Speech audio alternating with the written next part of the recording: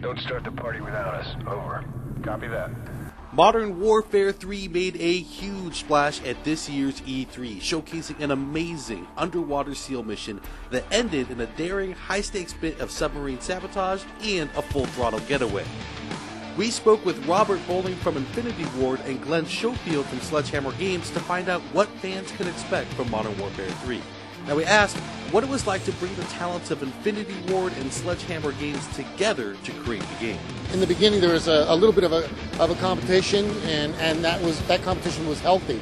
But we worked together on story. We came together on what tools to make, and now you're talking about two really strong engineering teams, two strong art teams, and storytelling teams. And when you put the two of them together, and they get along, I mean, you're only going to get something that bubbles up that's even better.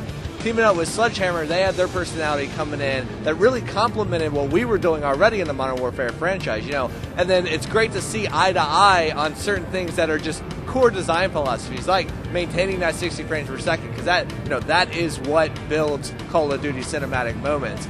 Modern Warfare 3 takes place right after Modern Warfare 2, just a couple hours. I mean, DC is still burning. The eastern seaboard of the United States is, full of a lot of battles. The Russians have moved into New York City, and, we're starting to push them out. But the battle has gone deeper than that. Yeah, I mean, it's going all over the world. I mean, Task Force 141 is either dead or on the run.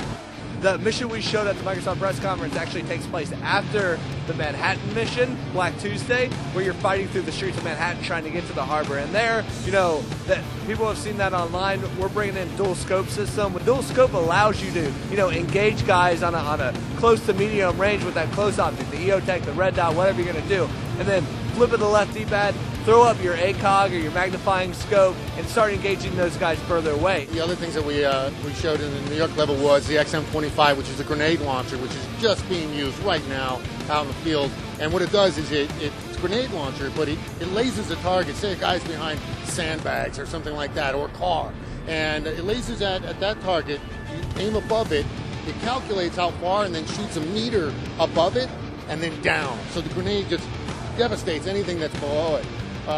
We also showed a 9-banger, which is what Delta is using right now instead of the flashbang. Delta is using that because that's what Delta actually uses, where the SAS missions that you might also fight are a little bit different. They're using a little bit traditional weapon. I mean, we're always talking about the new, but what I love to point out is like the stuff that we're bringing back that we know fans love, and not just from Modern Warfare 2, from Call of Duty 4. Like, you'll notice the SAS guys are running with the traditional model of the MP5, which people loved in Call of Duty 4, and I mean, that's the stuff that gets me excited. It's not only focusing on new stuff and that mixes up the gameplay, but really polishing and bringing back the stuff we all love, and that you get attached to your gun in Call of Duty. You love very specific models.